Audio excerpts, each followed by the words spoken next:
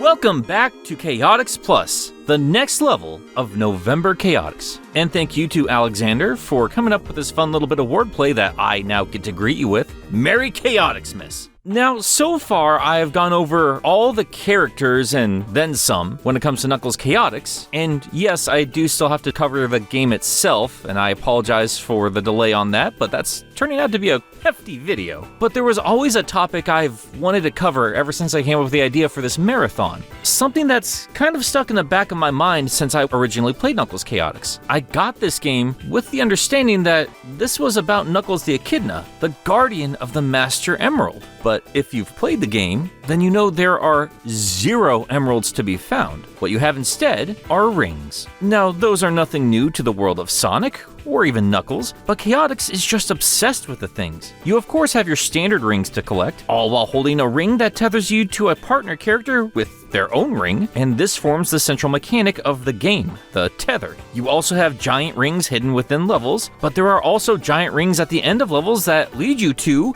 more rings.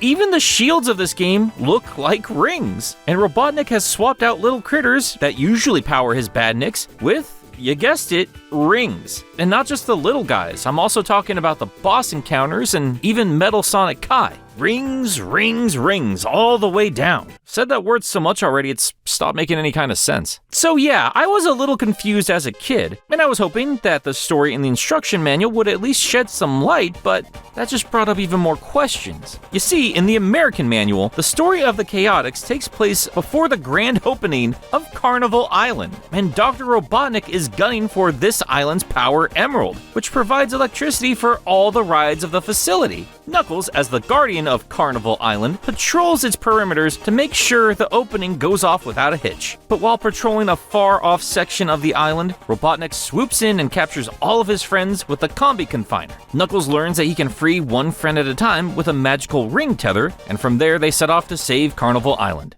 Alright. So this was still in the days when Sonic storytelling was a little loosey-goosey, especially when localized. But even just one game removed from Sonic 3 and Knuckles, little baby Nerdnik found some giant, glaring inconsistencies. What the hell is a Power Emerald? Is that different from the Master Emerald, Super Emeralds, Chaos Emeralds? This just sounds like a stupid battery. That aside, what is Knuckles even doing here? He's patrolling Carnival Island? He's the guardian of Angel Island and the Master Emerald. Not some carny security guard who takes his job way too seriously and doesn't even do it properly. Everything goes to pot the moment he takes his eyes off the place. Also, apparently, this isolated loner has all these friends we're just now being made aware of? Clearly, Sega of America was not super concerned about the story. It wasn't a major deal back then, and you can argue it isn't a major deal right now. They just had to fill up a page in the manual, and it's not like anything in the game itself really contradicts these paragraphs outside of the lack of a power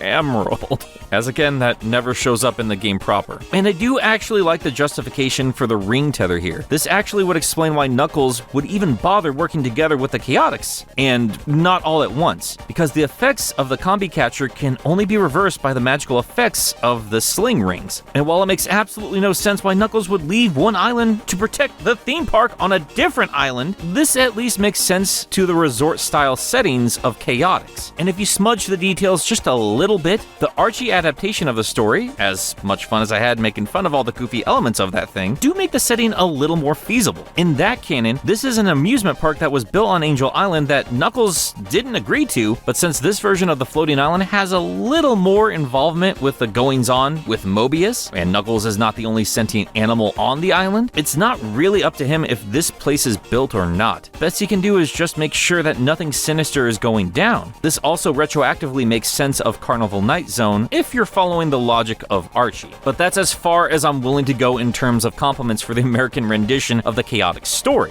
While there are little elements that I actually like and would have loved to see further expanded upon, the original Japanese story sounds much more engaging, and on top of that, brings up some very interesting ideas. The Master Emerald might not be present in this game, but as it turns out, everything that happens in Chaotix is a direct result of the giant gem. In the original Japanese story, this is indeed a separate island from Knuckles' home turf, but this is not called Carnival Island. In fact, it's not called anything This is a brand spanking new landmass, and that's all thanks to the Death Egg pinning Angel Island down for a good majority of the Sonic 3 adventure. The Emerald's powers affected the planet once it hit the ocean, giving rise to a new island. And they also established that each member of the Chaotix arrive here on their own accord for their own reasons. Knuckles specifically arrives because he's concerned that this new island has some connection with his floating island. So he goes to investigate, and he only stumbles upon Espio and the others when he has to rescue them. Those interactions alone are stories I would love to see fleshed out.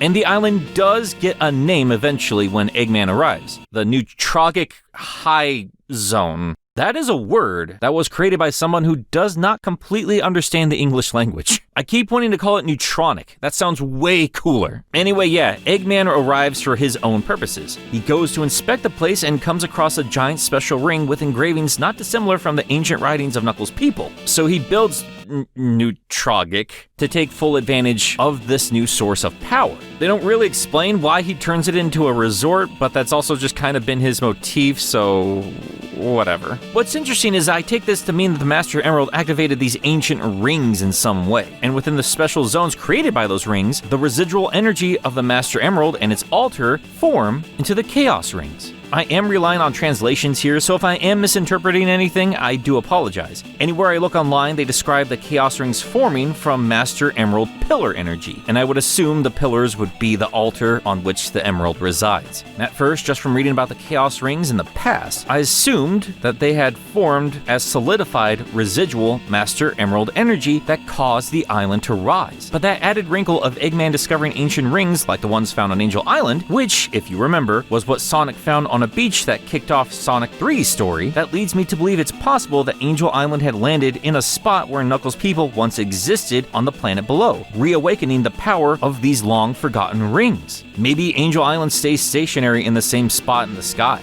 Maybe Knuckles' people were just all over the place. And it's possible that some of this was retconned a little bit with Sonic Adventure, or maybe none of this contradicts that story. However we got to this brand new island and Chaos Rings, we at least know for sure that this is the direct result of the Master Emerald. And I believe, if I'm not mistaken, this might be the only time we learn of a connection between the rings and the emeralds of the Sonic games. But I will get into that connection in just a little bit. I first want to talk about the other set of rings I found super interesting, the Dark Rings. These are, quite simply, artificial rings manufactured by Eggman that he uses to power his robots, including the upgraded Metal Sonic Kai. And I like the idea of emphasizing that normal rings are a natural occurrence and dark rings are a manufactured product. And if you consider that Chaos Rings were originally referred to as Holy Rings at one point during production, I wonder if that particular dynamic was played around with the story. I mean, later on they would establish positive and negative chaos energy, and both Sonic X and Sonic Adventure 2 showed off manufactured emeralds that can still react on some level similar to the real deal. They don't really dive any deeper than that, and I know the rings were originally created just to have some sort of differentiation from Mario's coins, but